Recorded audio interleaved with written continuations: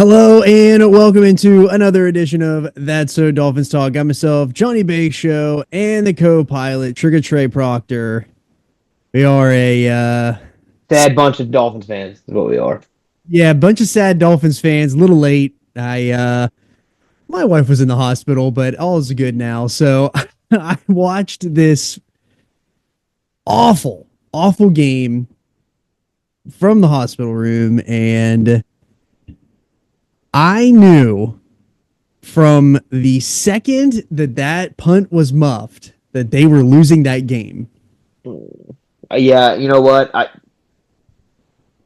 You just look back at that and think if we don't just give them a free seven there, like even if we hold them, it's just annoying. Like talk about a momentum, and then like instantly, like we get a three and out, which is Uh huge. huh. Uh huh. And like classic Dolphins, we like had the opportunity to like keep everyone's confidence up, and we muff a punt, which instantly doubt starts to creep in, right? Like everyone's gonna start thinking, "Oh, here we go with the cold weather again." And like, there's even players in the locker room that clearly they're calling each other soft, and like that's a whole different situation. But like, it just seems like, and I don't even know if the weather was a factor, quite honestly. Like, there were some players that said it wasn't. Like I just don't even think like that is as big as an issue as people say it is. I mean, we'll find out. They have two more games, but like the bigger issue is that our defense is built around age and veterans, and they're starting to wear down. And we had two games in what was it, 10 days or whatever it is. Like that's less repair time for the Calais Campbells and the Jordan Brooks and the of the world, right? And I understand that every team has to deal with that, but when we are already hampered defensively, especially in the secondary, and then you come off of a short week, our second short week of the year, like the defense not showing up doesn't surprise me that much. Like I expected there to be a shootout, but I really thought that we were gonna like make stops at opportune times, and we weren't getting that. If I absolutely think the narratives are real and they're there for a reason because they have never done anything to show that they are not mentally soft, physically soft, and this might be the weakest minded team I think that we've ever seen. And they're just, as soon as something goes wrong, there's no fight. Um, there's no like, all right, next play mentality. It's, oh, fuck, it's over.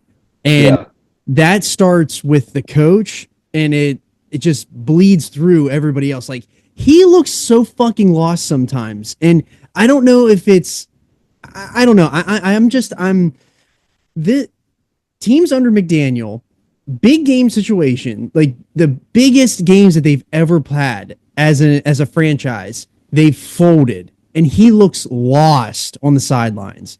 And I can't think of a bigger game where like they haven't just shit down their leg. And he's constantly outcoached, and like again, Tua can make up for that a lot of times. We've talked about this earlier at the beginning of the year that Tua has made up for McDaniel being outcoached. I mean, even look at the Ravens game last year where we're down like four touchdowns or whatever, and like that, us coming back there had very little to do with McDaniel. It's Tua and the team making plays, which I mean, it's always going to be on the team to make more plays. But at the end of the day, we're still, from a play calling standpoint, I still think he's regularly just outcoached. And what I don't understand though is why he doesn't walk down to Anthony Weaver when they are marching up and down the field and make him get it fixed. Like there's no accountability. I guess we're back. We're literally back to the same thing as what we were, what, week 4? And it's just so incredibly frustrating because they're I if you would take to a stat line and you had to do a blind test and we put his stat line without knowing that it's his stat line, you put it in front of somebody, that's a win.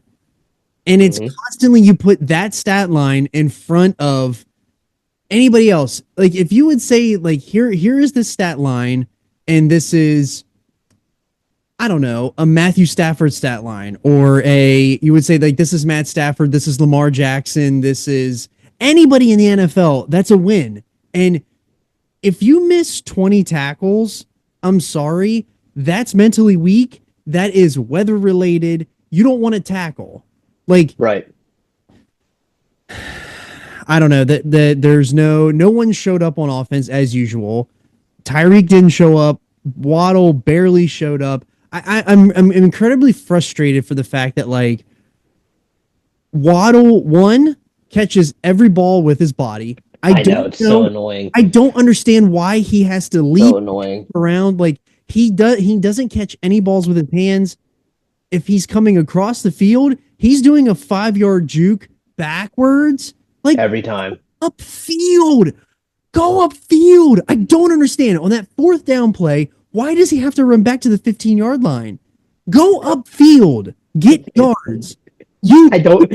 instead of like he screwed them on like yes, like he caught it, which was great, but he went backwards 5 yards. So now first and goal is at the 7 or 9 when it could have been at the 4. I Not know. that McDaniel would have put together like a great play call that would have scored, but I do want to make the point that saying like they did make the right call, and on that one drive where like on the goal line where Achan got stuffed, like Kendall Lamb just completely whiffed on that block. Like it was the right play call. They blocked it up right. Kendall Lamb had leverage in the wrong shoulder, and they would have scored there. But again, you can't rely on a 160-pound back to score you touchdowns on the goal line. Yes, I agree. You almost lost me for a second. We're back. Yeah. But I got the gist of it. The fact that Achan is a problem in terms of like his ability to get in the end zone, in the red zone. Like I would agree with that, unless it's getting him in space. Us not having a like a Chris Brooks type, that bigger back, which I thought is what Jeff Wilson was going to end up being. It's not obviously happening, and Whatever. Why yeah, and like roster? Get him out of here. I know, he's obviously got to be off the roster. You're not going Like to use him. Why is he there? Alec Ingold didn't help us in that situation. Like, where's the creativity where we motion a tight end and to give us a QB sneak? Like, us not having a quarterback that can QB sneak is a little annoying, right? Like, there's certain times where we're on the one that we could QB sneak, but if he gets punted in the head, like that's going to be an issue. Like, it just felt like the entire game we were just treading water. And Tua ended up having a great, like you said, a great stat line. Um, and I thought he played well. I thought the offense played well in stretches. I don't think it was consistent, but You can't get anything. You can't get any offensive mojo going whenever you're getting marched down the field on every single drive. right. And yeah, I mean, the defense missing like 20 some tackles is just unbelievable. And I don't like that is just pure leadership on the field. Like I can't even blame McDaniel for that as much or Weaver as much. Like that's just a bunch of grown men making business decisions to have we going into this game we were like second in the or first in the league in missed tackles, which is crazy to think about. And even if we were averaging, I think, or at the time we had like 13 missed tackles total for the whole year, I believe the stat was, which seemed a little weird. Then we come in and have 20 in a game, and we're still in third.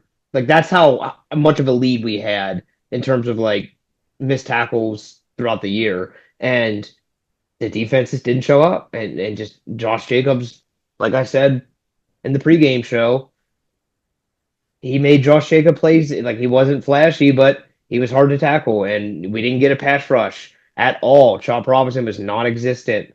I really think like I don't even know if we're getting Bradley Chubb back. Like I don't even know what to think moving forward. Like we're still in it, But we're not in it. but we're obviously not in it. Like if the Broncos lose, all of this is we're literally back to last week before this game. Yeah. Um, and like I still don't think the Colts are real, so I'm not even like worried about that. So it's literally us and the Broncos at this point for that spot. Um, and then the Ravens if they continue to figure out a way to lose games. So we're technically in it, but it feels like we're so far out of it. Yeah, because again, they don't beat good teams. They don't beat good teams on the road, and they don't win games in December. So the nothing has changed in terms of like McDaniel and this team figuring out how to win in December and January because they just don't win. The stat on McDaniel being like 1-13 against teams with a winning Literally, record or whatever. literally the James Franklin of the NFL. Yeah, I mean, first off, big game James coming this Saturday, so you don't worry about that. He ain't got nothing on the Ducks. Him Ducks ain't gonna be ready for all that and the Nicky offense. But anyway, I don't know. like We'll talk off air about that. yeah, I think that refresh my memory. What were we talking about? You got me. We're talking about like McDaniel and his stat line where he's Losing teams. Yes. Okay, so another thing to follow up with that too. I wonder. Like, I don't understand. That's such an interesting stat. Like, does he prepare differently based off like the how good? Like, that wouldn't make sense. You'd think he would prepare the same way, but it almost seems like he spends all week like telling the players that this team is absolutely better than them, and like I guess trying to like reverse mentality, give them the reverse mentality and try to get them to have a little spark in practice. But it seems like they're starting to believe him. Like that, we don't want that. Yeah. Here's my stat. Tony Sparano in his first 48 games as a head coach. RIP. 25-33. RIP. Adam Gase in his first 48 games. 23-25. Joe Philbin in his first 48 games. God. 23-25. Mike McDaniel with a full reset, a fully fledged roster in his first 48 games as a head coach. 25-23. All the same. They're all the same. We are living in a simulation where they just hop in. Wash, wins, wash, rinse, repeat. I couldn't get it out because we're not winning. Dude, I can't believe that stat, actually. We are literally in a simulation where they just plop different versions of the same coach, different body types. It's like we're playing a video game and the result doesn't change no matter what. We just get to customize our character and make him look different. So, and here's another thing too here's Tua off of IR with an 0-3 record, has 5 TDs, 865 yards passing, 0 interceptions, 81.3% completion percentage, and 112.3 passer rating. Yeah. It's not him. It's not him at all. And that just. We have more. I have more. Marcus May. We cut him. Oh, God. I know. Here's another thing here. Okay, so here's the last thing too to just add to the dysfunction of the Dolphins. McDaniel said Tuesday that news of Shaq Barrett coming out of retirement was news to him, and he found out from media reports on Tuesday. So Drew Rosenhaus told Greer Monday that Shaq wanted to come out of retirement and play for the Dolphins, but Greer would not tell the team.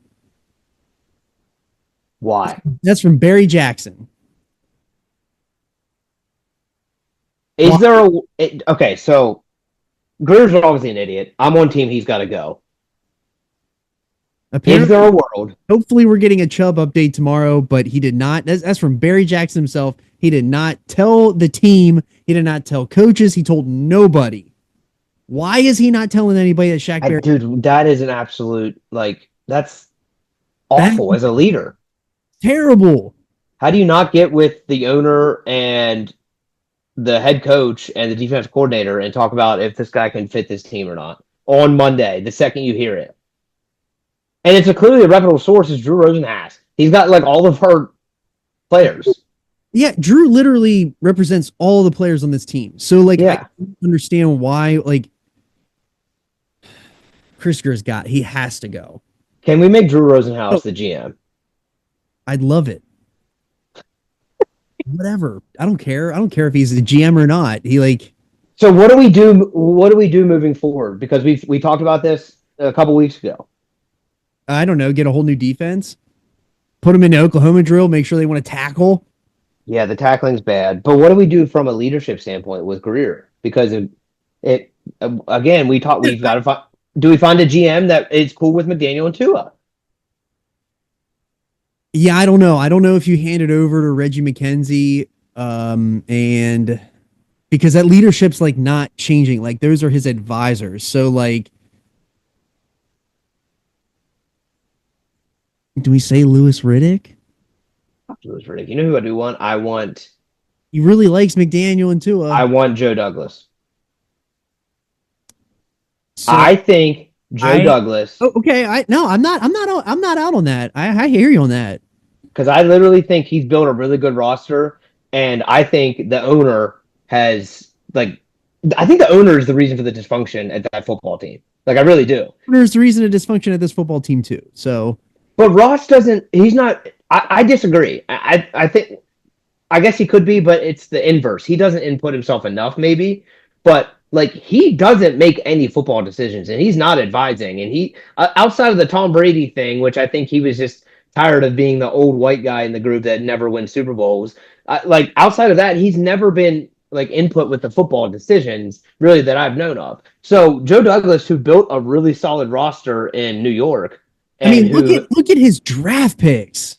I know. He drafted the two offensive and defensive rookie of the years. And he comes from a good GM tree. He comes from that Kansas City GM tree. Like I think so clearly he's shown player development as a strong suit for him over the last few years, obviously. So or not player development, but player identification, like finding good talent. Like he's found the ability to do that.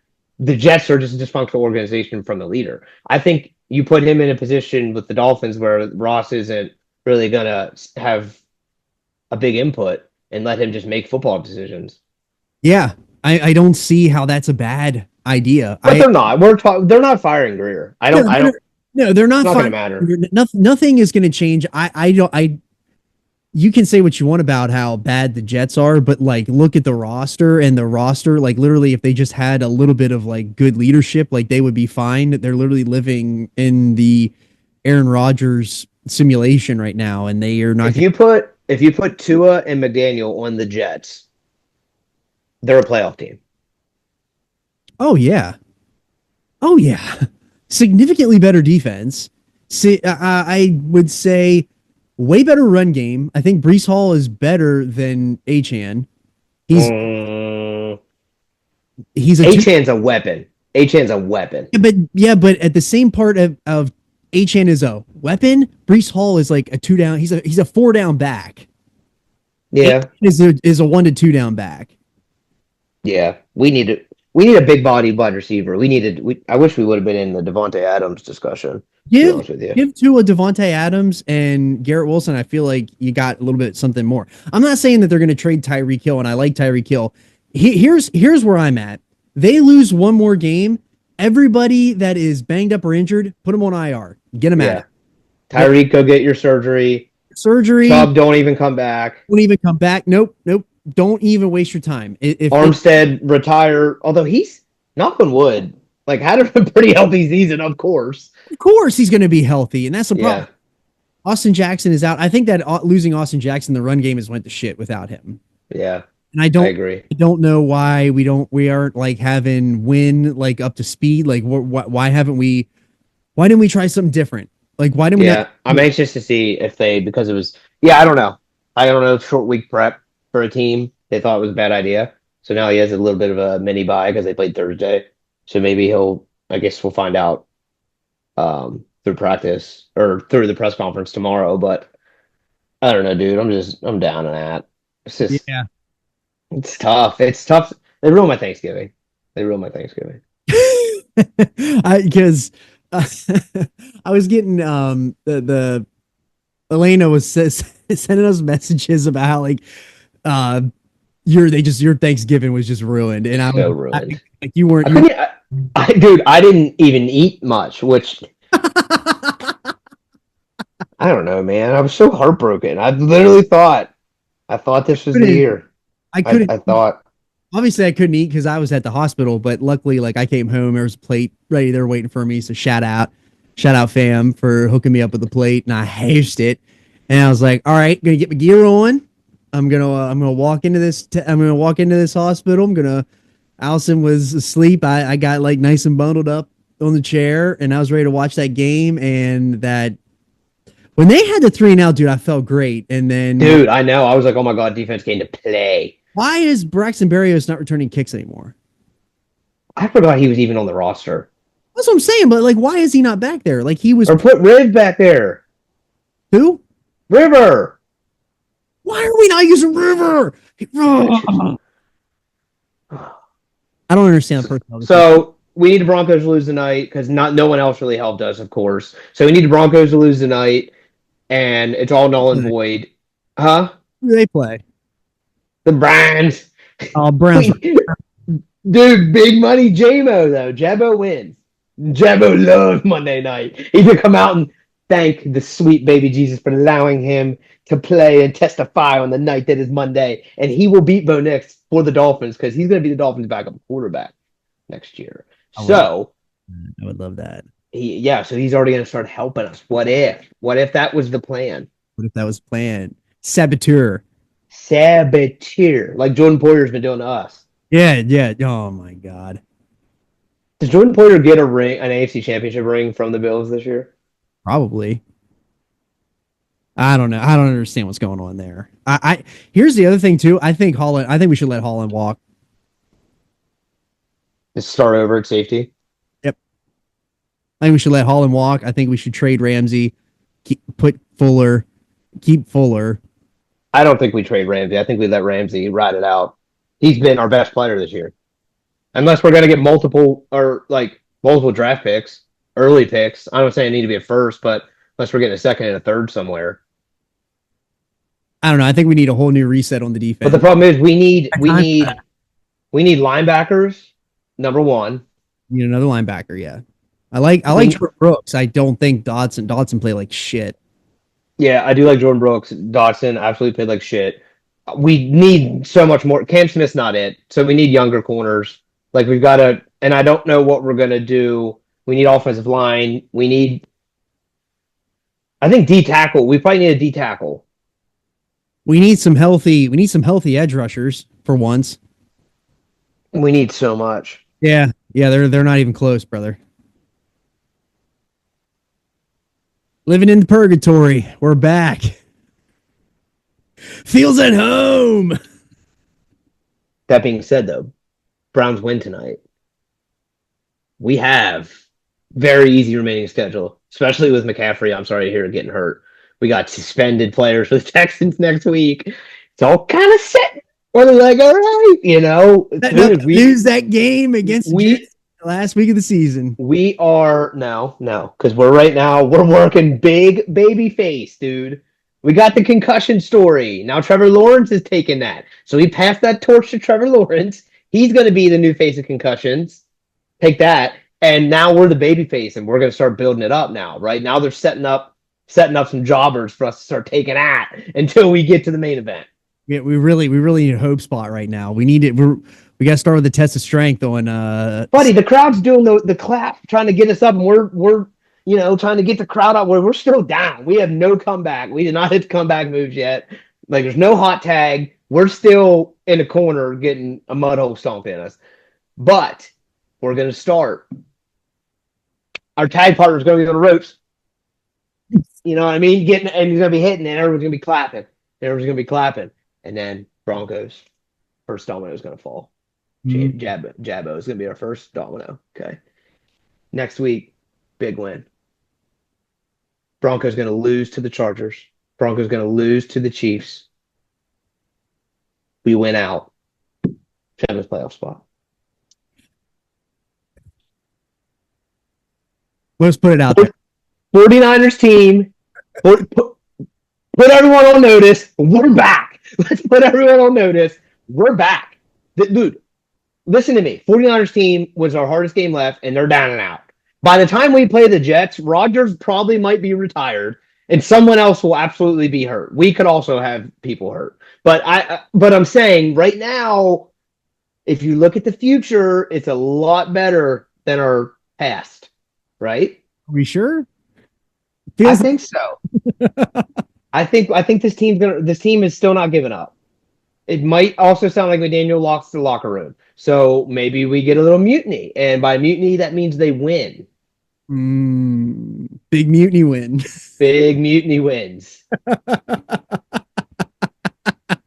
But we just got to play the Texans. Suspended players. If they do play the Texans, if they do beat the Texans, I think that there's a big bright spot of hope. And yeah, I think The you're. Packers are a good team. And we were in there in the elements. Like we were I understand our defense looked like shit, but we battled in that game. As much as I hate to say it. And Tua, I mean, I understand we didn't win, but Tua slung the ball all over the place in the weather. Like I no longer am worried about Tua not being able to throw in the weather. I mean, yeah. I mean, the only problem is that we got a one-way ticket to walk into Buffalo again. Sure, maybe. Let's just have that opportunity again. I don't know. I really don't think. Who knows? That's a long way away. Let's just first off beat this Texans team who is down a little bit and at a little bit and down some big players. Yeah, Knock on wood, we're still relatively healthy. We didn't, I mean, it's there. We got to figure out a way to run the ball a little bit better, though. We did not run the ball well and I last think week. that has to do with Austin Jackson not being in a lineup. Let's hope Win figure something out. Yep.